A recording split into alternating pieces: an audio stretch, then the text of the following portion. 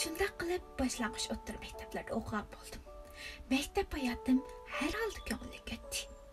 Pat-pat yezimiz tavasidagi so'maganlar sinfiy unsurlarni kurash qilish yig'iniga qatnashdik.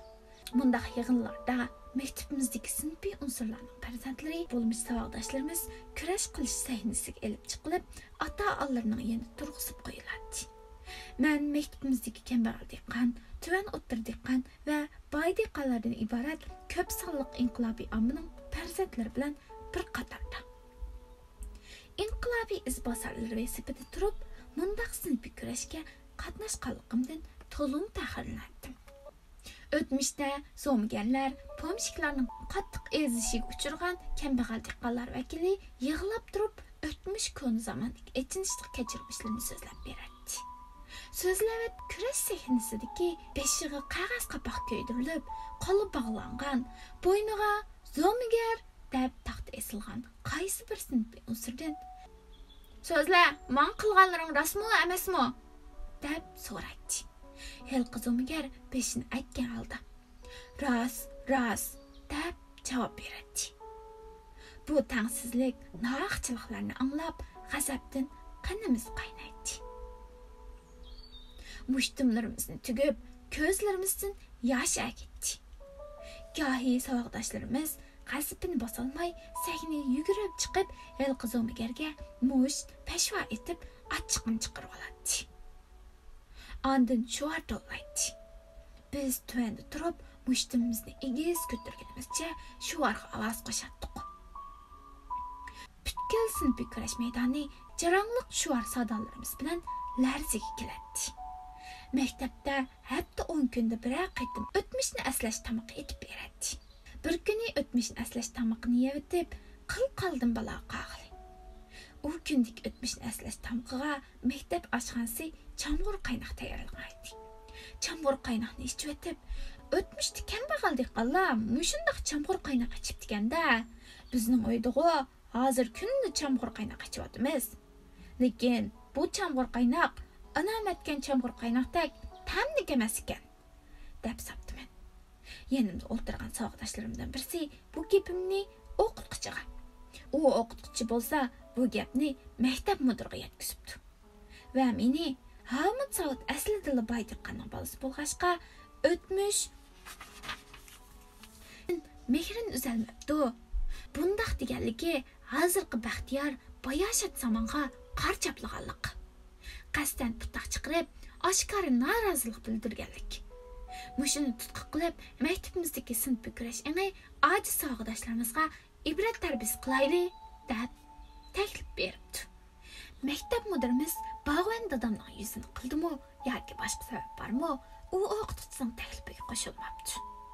Shuning bilan meni ishxonaga ayirib chaqirib, o'tmishda zo'migar pomshiklar ezilishga uchirgan kambag'al dehqonlarning yegan chamg'ur qaynog'i bilan hozir anam uyda etib berayotgan chamg'ur qaynoqning ro'shan farqlanganligini, shu sababdan hozir maktabda atgan o'tmishni aslash tamoqi bilan anamning uyda kunni qaynatadigan chamg'ur qaynoqning ta'mining o'xshamaydiganligini ezib ichirib bir oz so'zladi.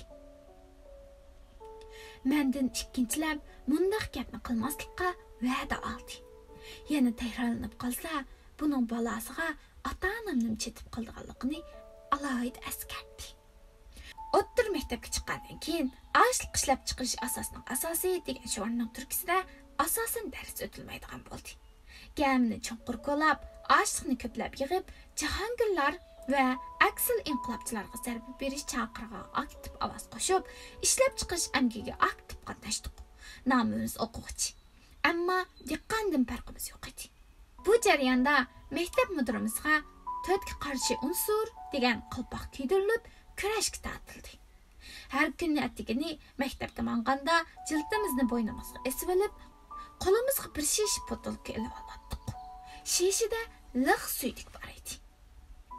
Maktabga bir shisha suydik ko'tarmasak, bir kunlik organik o'g'it to'plash vazifasi o'rinlanmagan bo'ladi.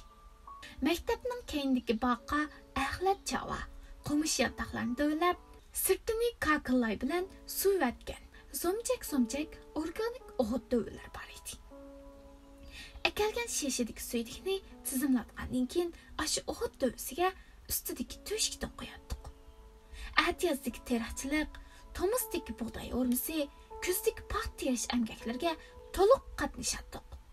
Hammadan paxta terish emgagi jaboliq edi.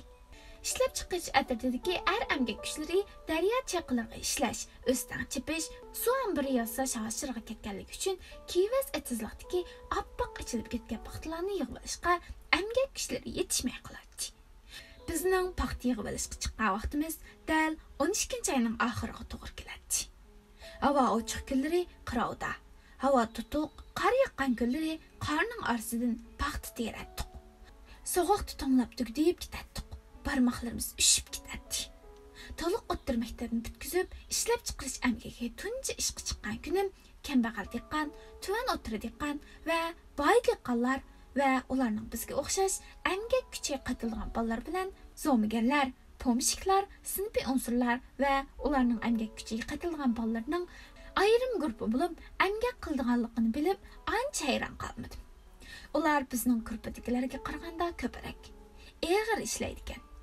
Ammo kechda amgak nomerini baholaganda inqilobiy amma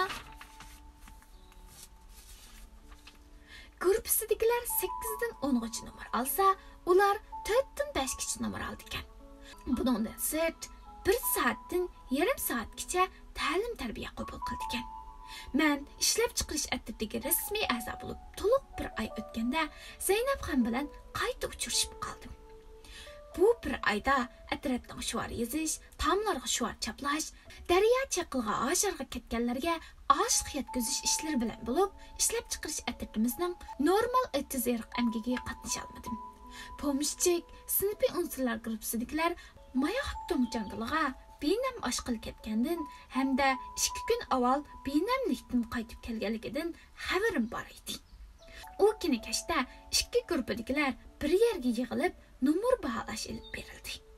G'oz bilan o'rdakdak ayrim turib olmay, olishib o'ltiringlar, dedi atrat boshliqimiz Keramxon Palak.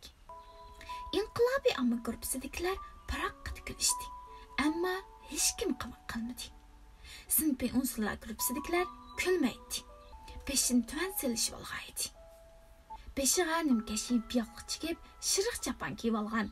Yamaq tushgan chigit ko'nglikining itaklarini 2 putining orasiga silib olgan, Zaynabxon qo'li bilan engikini yo'laganicha xiyol surib o'ltiradi. Putining uchiga tikilgan ko'zlari mo'nliq edi. A'zolar bir kunlik amgak nomerining alakchiligida bir-biriga sap solg'idek hapsilisi yo'q edi. Zaynabxon hech kimning nazariga tushmagan edi. Avval inqilobiy amma guruhsidagilarning kunlik amgak nomeri baholandi. Amgak nomeri birer yerimdan kam baholanib qolganlar shu hamon norozilik bildiradi. G'udraydi. To'liq nomer olganlar bilan o'zini solishtirib ta'ni qilishadi. Ammo sinfiy unsurlar guruhsidagilar berilgan nomeri shuncha tuvan bo'lsa-mu, hech qanday ifoda bildirmaydi. Zaynabxon Maqsud 4 nomer. Zaynabxon ismini anglab, cho'chiganda qilib beshini ko'tardi. Ammo lam jibdimidi. Mung to'kilib turgan cho'ng-cho'ng bo'ldiloq ko'zlarini yana putining uchiga tikdi. Shu kuni tunji qatim nohaychilik his qildim. Faqat Zaynabxon uchunla vujudimda norozilik hislari baqlab o'tadi. Ammo nima uchun shunday bo'layotganligimni bilmaydim. Agar u pomshikning qizi bo'lmagan bo'lsa, boshqa ayollar bilan tang 8 nomer elishida gap yo'q edi. Zaynabxonni sinfiy unsurlar guruhiga xato ayirib qolgandek his qilardim. Yugurib borganimcha qo'ldan tutib inqilobiy amma guruhiga akilib olgim keladi. Ko'zlarimni unudan uzmay qilg'aydim. Nomer baholash oxirlashdi. Inqilobiy amma guruhidagilar ishdan tushdi. Sinfiy unsurlar guruhidagilar 1 soatlik sinfiy tarbiyaning o'rnida amgak qilib qaytish buyurildi. Zaynabxon qiyolmagan holda o'rnimdan turdim. Shu tapni berib, uning o'rnida ishlagim bor edi. Ammo bu mumkin emas edi. 4 qadamda bir kendimga qaraydim. Shuncha yil maktabda birga o'qib, uning diqqat qilmaganligimdan afsuslangandim. Zaynabxon kallamni chirmib olgan edi. Aciz pilildab turgan cin chiraqning yo'riqida kava, chamg'ur to'g'rab etilgan umashni ichib o'taman. Qachamning levida Zaynabxonning bo'ldiroq ko'zlari man qarab mo'lildab turadi. Daryo bo'yidagi to'g'raqliqda Zaynabxon bilan uchrashatdim. Menga talmurib qarab turadi. To'g'raqliqda ikkimizdan boshqa hech kim yo'q edi. Kelibli uni quchoqlab oldim. Unda qilmang, Hamidxon, haq ko'rib qoldi, dedi u bag'rimdan chiqishga tepirlab. Qo'liqimga yalinishlar kirmaydi. Söyleliş uchun og'zimni so'zdim. Lekin u beshini qochirib so'ydirmadi. Dast ko'tarib yerga bosdim. Levimiz juplashdi.